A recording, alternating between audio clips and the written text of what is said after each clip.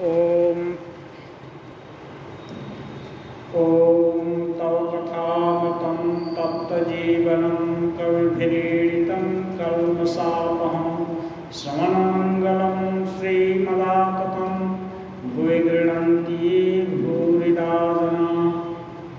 श्री रामकृष्ण वचनामृत। श्री रामकृष्ण देव शिवनाथ आदि ब्रह्म भक्तों के साथ में बातचीत कर रहे हैं। यस्त्वात्मरतिरेव स्यात् आत्मतृप्तश्च मानवः आत्मन्येव च सन्तुष्टस्तस्य कार्यं न विद्यते। मास्टर महाशय ठाकुर का कथोपकथन लिखने के पहले कभी कभी गीता से कहीं कहीं से कुछ श्लोक जो कि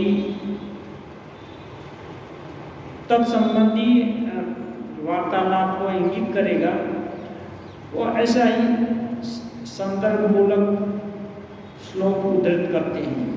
यहाँ भी कह रहे हैं यस्तु आत्मरतिरेव, यानी जिसकी आत्मा में ही रति है, रति रमण कर रहा है, आत्मा में ही तृप्ति है, सुख है। आत्मतृप्तश्च मानव, जो स्वयं आत्माराम हो गया, आत्मतृप्त हो गया है।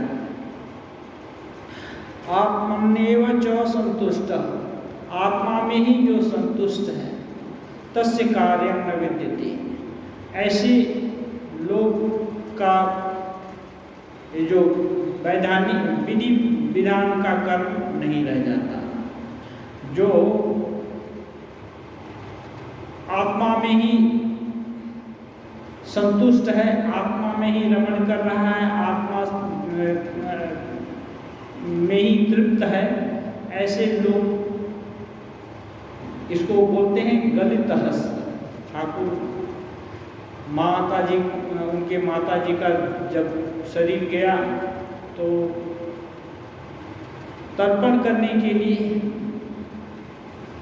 वैसे तो सन्यास ले चुके थे, कुछ नहीं कर सकते थे, फिर भी सोचे कि थोड़ा जलांजलि दे दें। लेकिन जैसे ही जल के बाहर अंजलि आती, वैसे ही उंगली है ना टेढ़ा मेढ़ी हो जाती, पानी नहीं रोक पाया। फिर क्या करेंगे, आंसू बहाकर माँ को याद किए। माने गलित अवस्था, कर्म क्षय हो जाता है। ईश्वर लाभ के लक्षण सप्तभूमि तथा ब्रह्म ज्ञान। श्री रामकृष्ण देव कह रहे हैं वेदों में ब्रह्म ज्ञानी की अनेक प्रकार की अवस्थाओं का वर्णन है। ज्ञान मार्ग बड़ा कठिन मार्ग है। विषय वासना, कामनी कांचन के प्रति आसक्ति का लेश मात्र रहते ज्ञान नहीं होता। यह पथ कलिकाल में साधन करने योग्य नहीं है। ज्ञान योग की साधना माने शुरू से ही मैं शरीर नहीं, देह नहीं, पंचभूत नहीं, मैं शुद्ध बुद्ध मुक्त स्वभाव आत्मा, ये शरीर बोध रहने से इसकी साधना करना बहुत कठिन है। ठाकुर बोल रहे हैं क्योंकि कली में अन्नगत प्राण है, तो और हर तरह की आसक्ति इसमें छोड़नी पड़ती है। काम कांचन, धन मान, सभी चीज छोड़ देना पड़ेगा, और इतना इस समय संभव नहीं हो पाता। इस विषय में वेदों में सप्तभूमि का उल्लेख है। मन इन 7 सोपानों पर विचरण किया करता है। जब वह संसार में रहता है तब लिंग, गुदा और नाभि उसके निवास स्थल हैं। तब वह उन्नत दशा पर नहीं रहता। केवल कामिनी कांचन में लगा रहता है। मन की चौथी भूमि है हृदय। तब चैतन्य का उदय होता है और मनुष्य को चारों ओर ज्योति दिखाई पड़ती है। तब वह मनुष्य ईश्वरी ज्योति देखकर सविस्मय कह उठता है, यह क्या है, यह क्या है। तब फिर नीचे यानी संसार की ओर मन नहीं मुड़ता। सामान्य लोग यही तीन भूमि में रहते हैं। चौथी भूमि हृदय, जिसका हृदय पद्म खिल गया है, हृदय, वहां ज्योति का दर्शन हो। ज्योति में प्रकाश। प्रकाश क्या?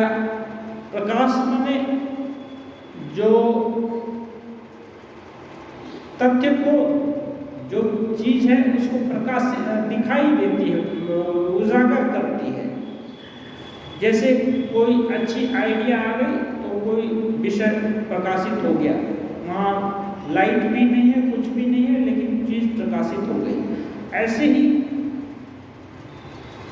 ईश्वर का प्रकाश हृदय में भी होता है। एक दृढ़ विश्वास, दृढ़ प्रत्यय हो गया कि नहीं, ईश्वर है और उनके ही द्वारा सब कुछ हो रहा है, तो इसका प्रकाश होता है। और तब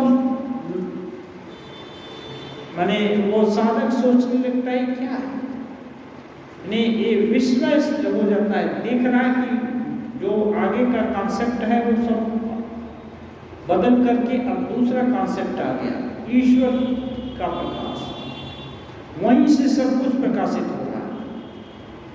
तो ऐसी अवस्था जब साधक के हो जाते हैं, फिर वो नीचे की तरफ उसका मन नहीं लगता, क्योंकि ठाकुर बोलते हैं जब मिश्री का स्वाद पा लेता है तो चीटे गुड़ का स्वाद उतना अच्छा नहीं लगता। मन की पंचम भूमि है कंठ। जिसका मन कंठ तक पहुंच गया है, उसकी सारी अविद्या, संपूर्ण अज्ञान दूर हो गया है। ईश्वरी प्रसंग के सिवा और कोई बात न तो सुनने को और न कहने को उसका जी चाहता है। यदि कोई व्यक्ति दूसरी चर्चा छेड़ता है तो वह वहां से उठ जाता है, वह अच्छा ही नहीं लगता है। दूसरी बात, मन की छठी भूमि है कपाल। मन वहां पर जाने से दिन रात ईश्वरी रूप के दर्शन होते हैं। उस समय भी मैं रहता है।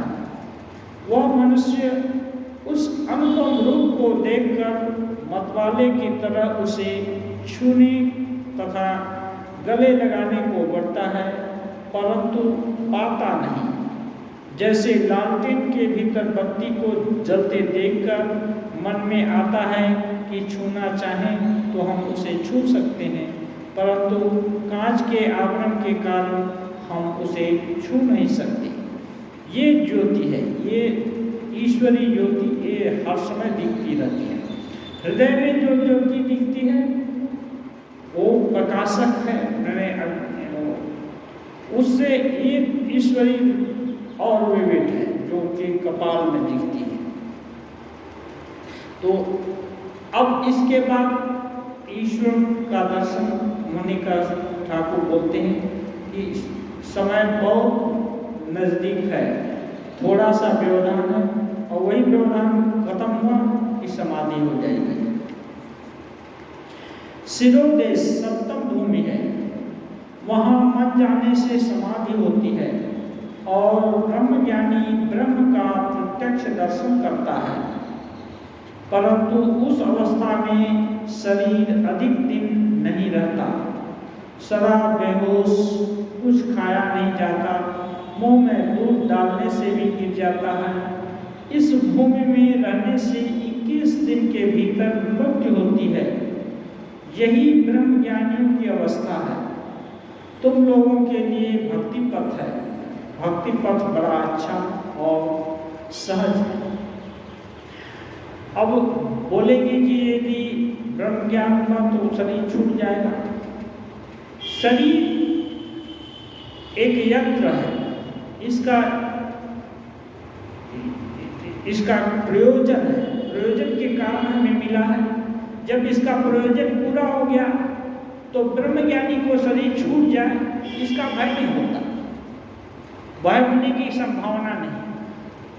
क्योंकि वो भय तो इस जगत का खेल है, इससे ऊपर जब मन उठ गया और वहाँ मन भी फंक्शन नहीं कर रहा है तो फिर ऐसी अवस्था में भय होने का तो संभावना ही नहीं।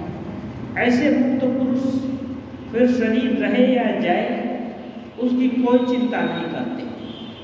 लेकिन जो साधक शुरू करता है साधन, अब कुछ लोग इस भावना से कि शरीर छूट जाएगा, मर जाएंगे, इसके डर से ही उधर नहीं जा सकते। एक डर है, इसको बोलते हैं योग सूत्र में अभिनिवेश। मरण कोई नहीं चाहता, मरना कोई नहीं चाहता। इसको तुलसीदास जी बोलते हैं जन्मत मरत दूसरा दुख होई। जन्मते और मरते समय बहुत पीड़ा होती है। जन्मते समय भी दुख होता है और मरते समय भी। तो उस कष्ट को याद करके मरना आदमी नहीं चाहता। मरने के बाद फिर जन्म लेना पड़ेगा, फिर कष्ट होगा। लेकिन जो इस शरीर के प्रयोजन को पूरा कर चुके हैं, इनके लिए शरीर छोड़ने का कोई भय नहीं। उस अवस्था में शरीर रहे या जाए, इसके लिए ठाकुर एक जगह उदाहरण देते हैं। जैसे एक सोना का ये बनाता है, कोई आभूषण वगैरह बनाते हैं, तो सोना गलाने के लिए बहुत मेहनत करके हाथी जलाता है, कोई हवा देता है, कोई कुछ करता है। जब वो ढलाई हो जाता है तो फिर जो सांचा वाचा बाकी सब चीज तोड़ देते हैं, उसका प्रयोजन नहीं रहता। ऐसे ही जब ब्रह्म ज्ञान हो गया तो फिर शरीर रहे या जाए उससे कोई आता जाता नहीं। लेकिन साधारण लोगों के लिए तो ये भय का विषय है। इसलिए ठाकुर बोलते हैं तुम लोगों के लिए भक्ति पथ अच्छा है, भक्ति पथ सहज भी है और समझ में भी आता है। समाधि तथा कर्म त्याग। मुझसे एक मनुष्य ने कहा था, महाराज मुझे आप समाधि सिखा सकते हैं? ठाकुर से कोई पूछा कि महाराज मुझे समाधि सिखा सकते हैं? सभी लोग हंसते हैं। समाधि सिखाया तो नहीं जाता, समाधि होती है। समाधि होने पर सब कर्म छूट जाते हैं। ये जन्म जन्म की तपस्या के फलस्वरूप जब ध्यान सत्कर्म सभी के कारण रिजल्टेंट समाधि, तो ये सिखाया मैंने ऐसे जैसे कि कोई विद्या हो तुरंत सीख ले, ऐसा नहीं है। पूरा सब चीज यदि पवित्र शुद्ध बुद्ध हो गया तो फिर होता है। इसलिए ठाकुर बोलते हैं समाधि होने पर सब कर्म छूट जाते हैं। पूजा जपादि कर्म, विषय कर्म सब छूट जाते हैं। पहले पहले कामों की बड़ी ये करना चाहिए, वो करना चाहिए, बहुत सारा ये रहता है, कर्तव्य बोध रहता है। परंतु ईश्वर की ओर जितना ही बढ़ोगे कामों का आडंबर उतना ही घटता जाता है। माने ये करना चाहिए, वो करना चाहिए, इसका आडंबर चला जाएगा। वैसे मुक्त पुरुष लोग भी काम करते हैं, जैसे राजा महाराज, स्वामी जी, ये लोग भी बहुत काम किए, लेकिन इनका कर्मा शक्ति नहीं, इनकी कर्मा शक्ति नहीं है। शरत महाराज लोग बहुत काम किए, लीला प्रसंग लिखे हैं, माँ का देख रेख करते हैं पूरा, तो काम नहीं करते ऐसी बात नहीं, लेकिन करना शक्ति नहीं रहता।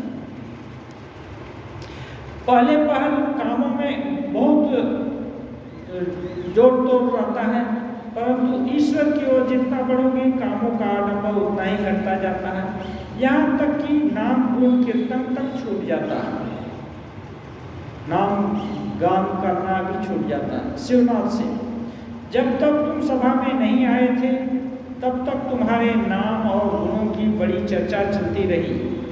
जो ही तुम आए कि वे सब बातें बंद हो गई, तब तुम्हारे दर्शन से ही आनंद मिलने लगा। लोग कहने लगे, यह लो शिवनाथ बाबू आ गए। फिर तुम्हारे बारे में और सब बातें बंद हो जाती।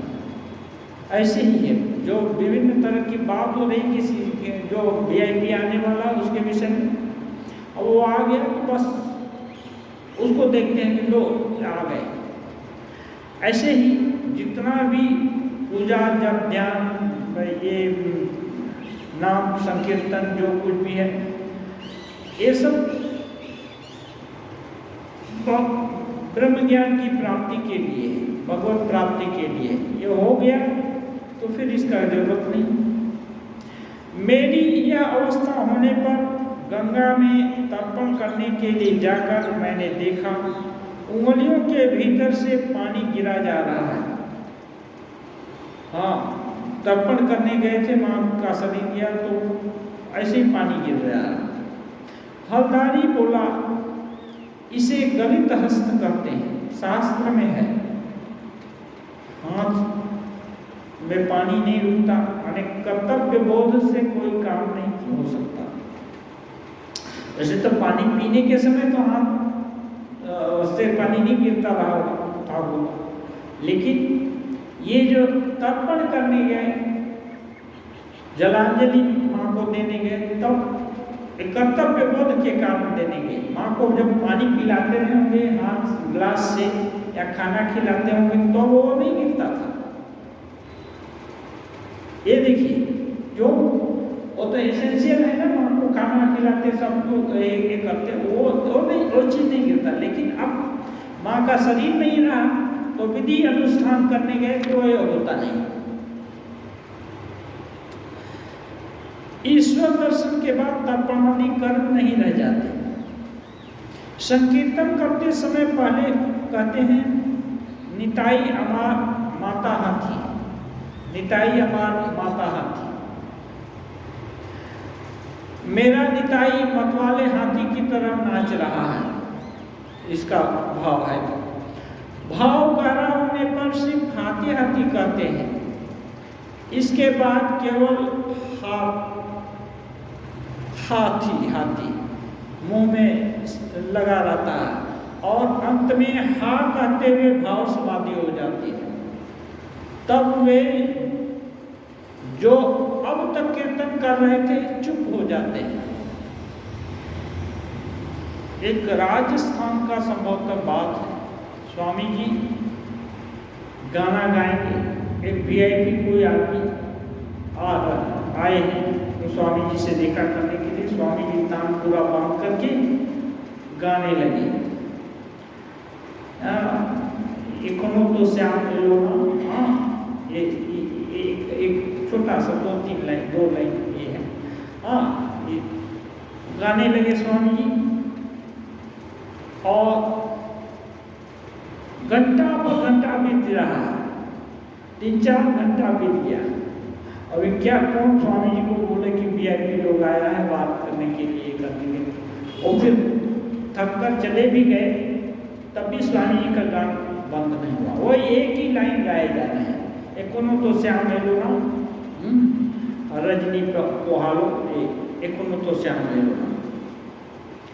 तो ये जो माने उस समय और भाव हो गया, ये मुंह अपने से चल रहा है, गान अपने से चल रहा है, और दिमाग है ना, दिमाग काम नहीं कर रहा, दिमाग तो भाव में एक हो गया। जैसे ब्रह्म भोज में पहले खूब शोरगुल मचता है, जब सभी के आगे पत्थर पड़ जाती है तब गुलगपाड़ा बहुत कुछ घट जाता है, केवल पूड़ी लाओ की आवाज़ होती रहती है। फिर जब लोग पूड़ी तरकारी खाना शुरू करते हैं तब 12 आना शब्द घट जाता है। जब दही आया तब सुप सभी लोग हंसते हैं, शब्द मानो होता ही नहीं। और भोजन के बाद निद्रा, खा लिए तो सो गए, तब सब चुप। इसीलिए कहा कि पहले पहलू कामों की बड़ी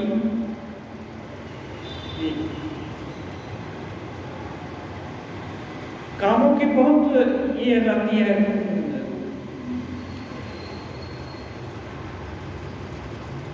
कि ऐटा करते हुए सीटा करते हुए ये सब चीज रहता है।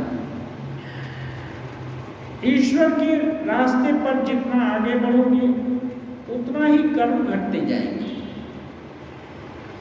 अंत में कर्म छूट जाते हैं और फिर समाधि होती है। मैंने किसी काम का रिजल्ट तो देखते हैं लोग कि अच्छा कितना दिन तक काम करना होगा, तो काम पूरे दिन तक नहीं करना पड़ेगा ये बोल रहे हैं, सारा जिंदगी नहीं करना पड़ेगा। समाधि होने पर, भगवान लाभ होने पर काम छूट जाएगा। गृहस्थ की बहू के गर्भवती होने पर उसकी सास काम घटा देती है। 10वें महीने में काम अक्सर नहीं करना पड़ता। लड़का होने पर उसका काम बिल्कुल छूट जाता है। फिर वह सिर्फ लड़के की देखभाल में रहती है। घर गृहस्थी का काम सास, ननद, जेठानी यही सब करती हैं।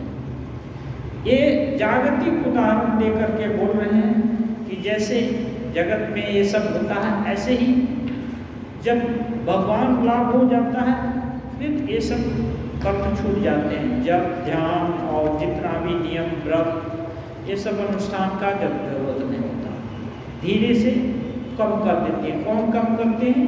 वही ईश्वरी शक्ति के द्वारा ही ये कम, इसका जरूरत नहीं होता। समाधि के बाद लोक शिक्षा। समाधिस्थ होने के बाद प्राय शरीर नहीं रहता। ठाकुर बोल रहे हैं समाधि होने के बाद प्राय शरीर नहीं रहता। हमें अधिकांश जो साधक हैं शरीर छोड़ देते हैं या छूट जाता है। किसी किसी का शरीर लोक शिक्षा के लिए रह जाता है, जैसे नारद आदिकों का और चैतन्य जैसे अवतार पुरुषों का। कुआं खुद जाने पर कोई झूड़ी कुदाल फेंक देते हैं, कोई रख लेते हैं, सोचते हैं शायद पड़ोस में किसी दूसरे को जरूरत पड़े। इसी प्रकार महापुरुष जीवों का दुख देखकर विकल हो जाते हैं। वे स्वार्थी नहीं होते कि अपने ही ज्ञान से मतलब रखें। स्वार्थी लोगों की कथा तो जानते हो, कटी उंगली पर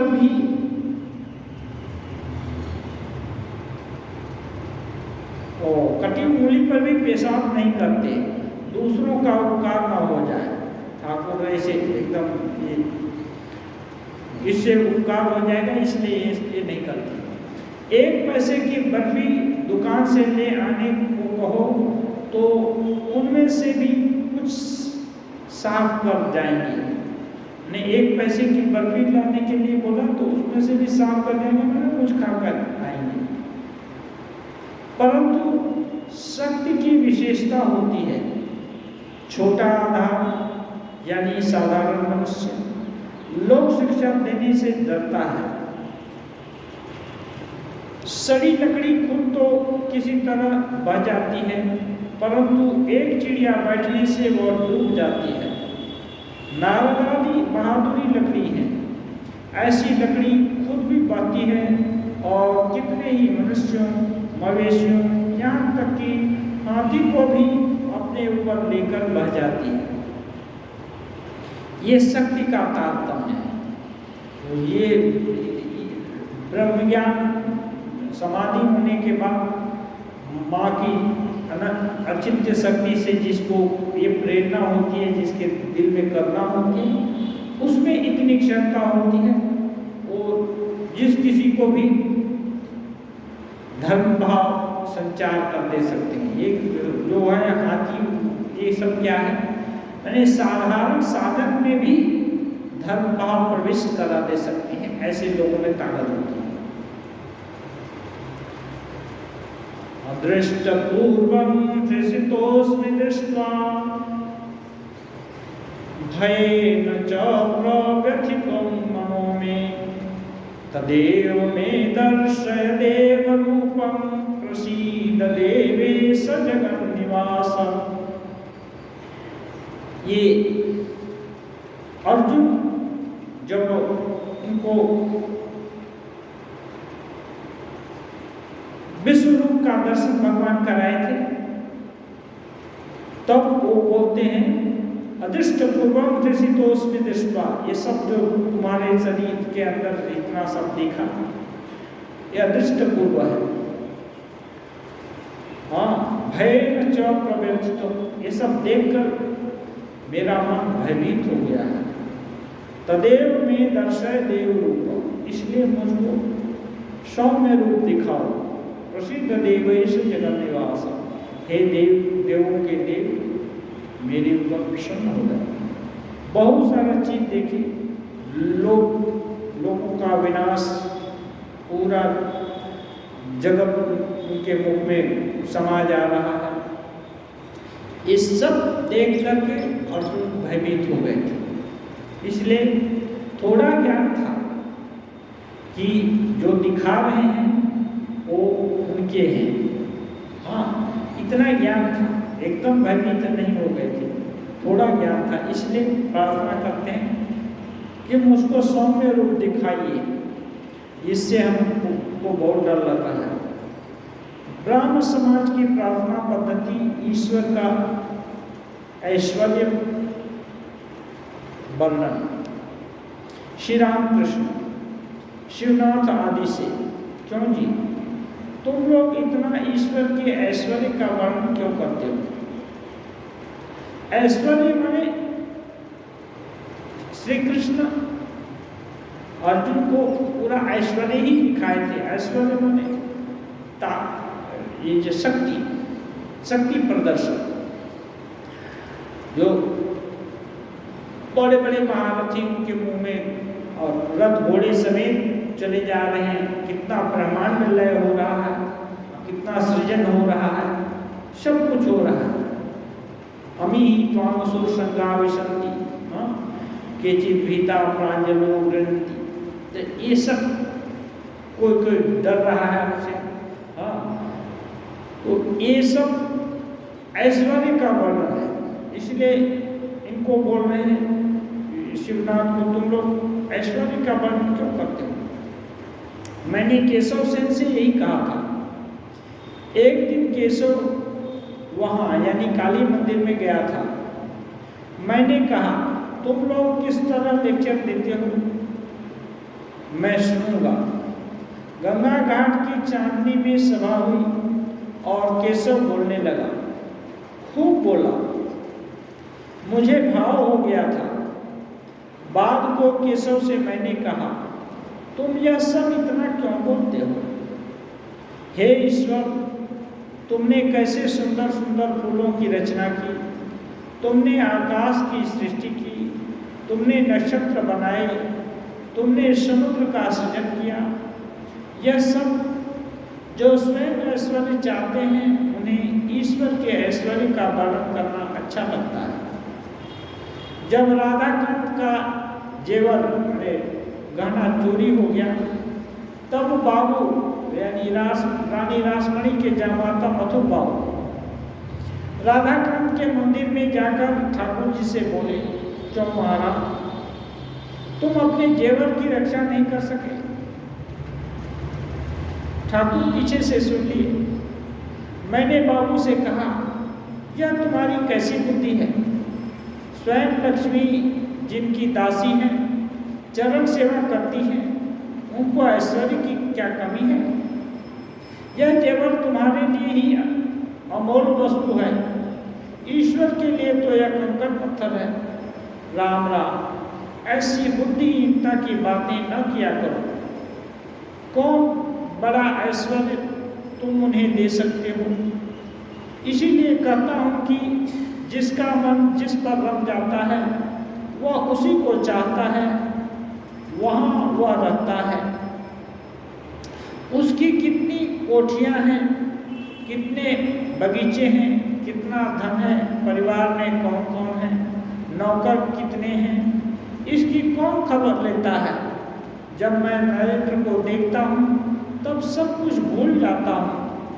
उसका घर कहाँ है, उसका बाप क्या करता है, उसके कितने भाई हैं, ये सब बातें कभी भूल कर भी नहीं पूछी। ईश्वर के मधुर रस में डूब जाओ।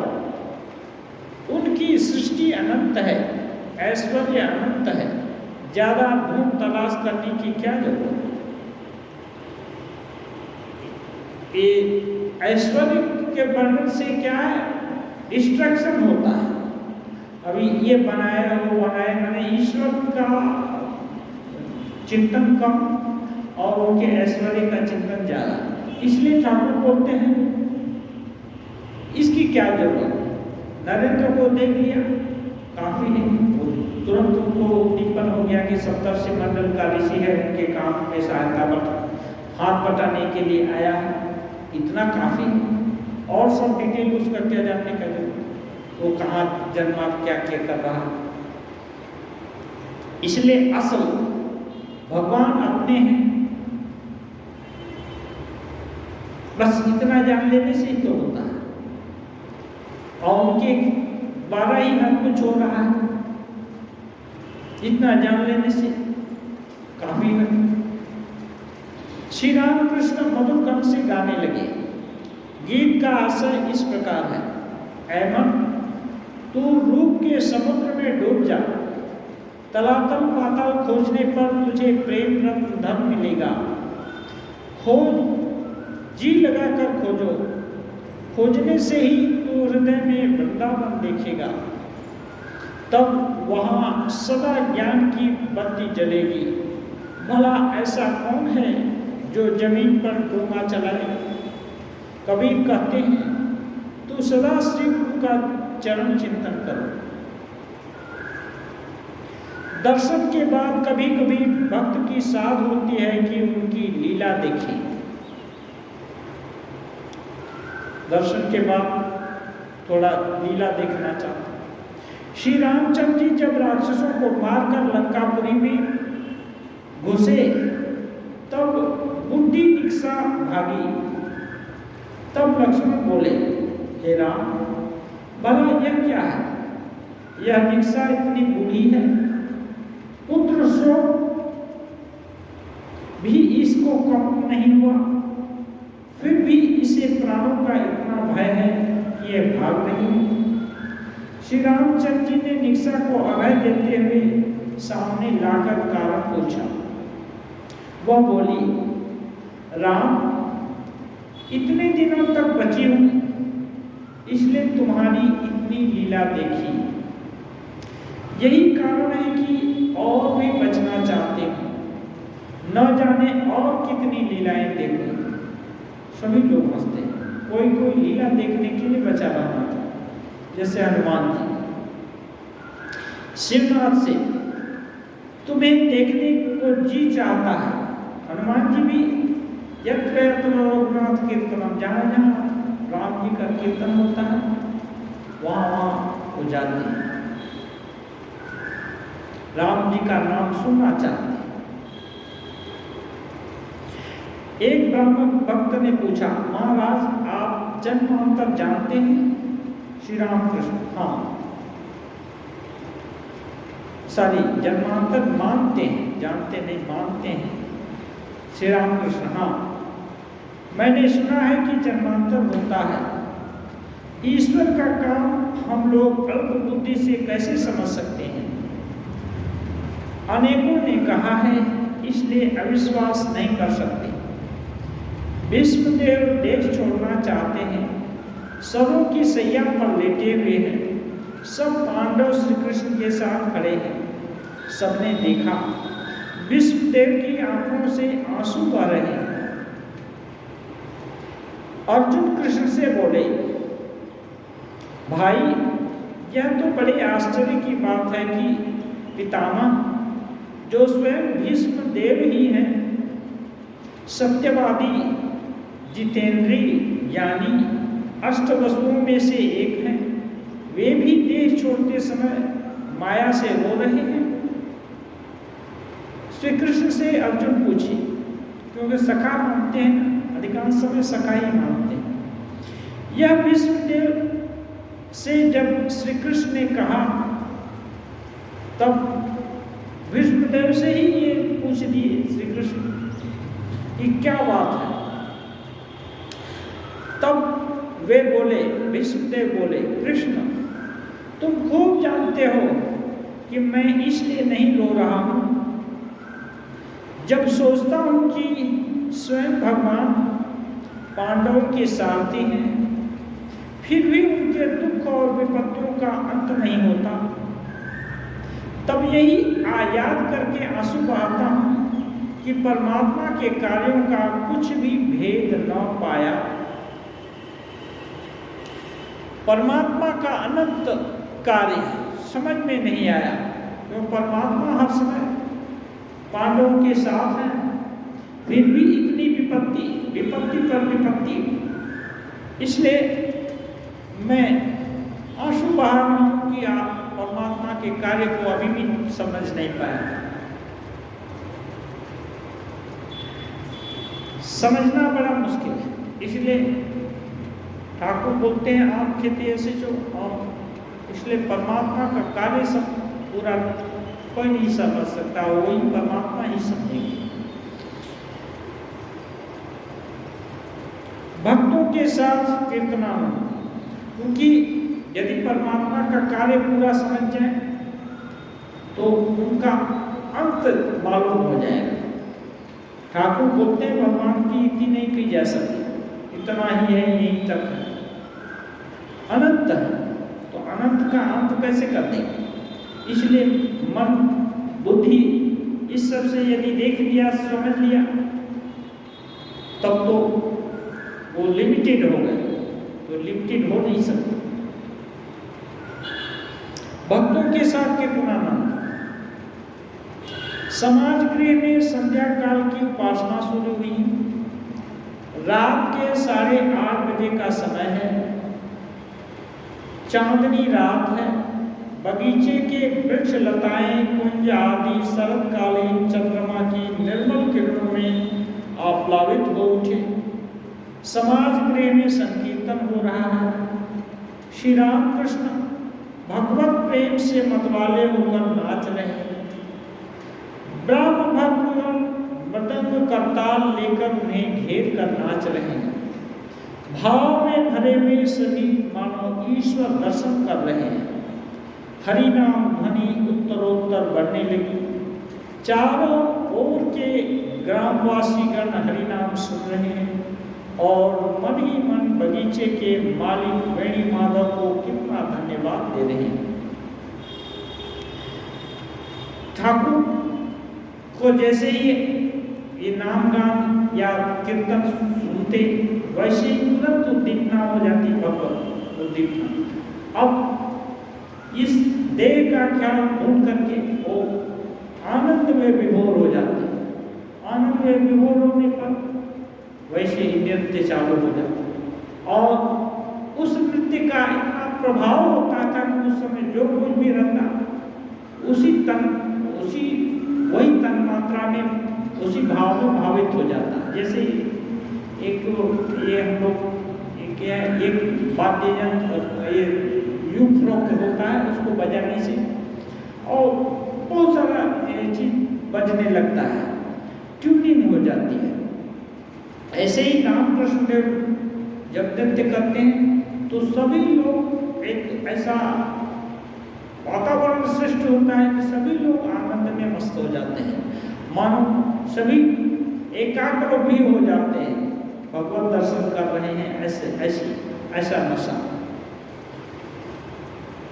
और मास्टर महाशय ये कर रहे हैं कि सब लोग वेणी माधव के वो उद्यान भवन बागीचे में ये सब हो रहा है, इसलिए वो बोल रहे हैं कि सब जो बाकी लोग हैं जो ये कीर्तनानंद देख रहे हैं दूर से, वो लोग उनको धन्य धन्य बोल रहे हैं कि वो लोग ऐसा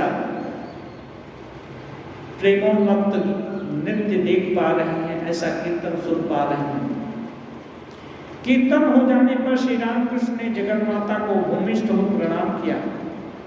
प्रणाम करते हुए कह रहे हैं, भागवत भक्त भगवान ज्ञानी के चरणों में प्रणाम है, साकारवादी भक्तों और निराकारवादी भक्तों के चरणों में प्रणाम है, पहले के ब्रह्म ज्ञानियों के चरणों में और आजकल के ब्राह्मण समाज के ब्रह्म ज्ञानियों के चरणों में प्रणाम है।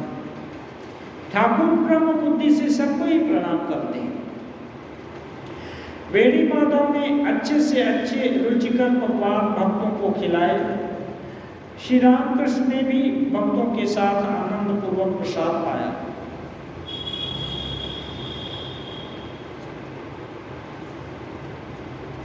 अब ये नया प्रसंग है, आज यही रहा।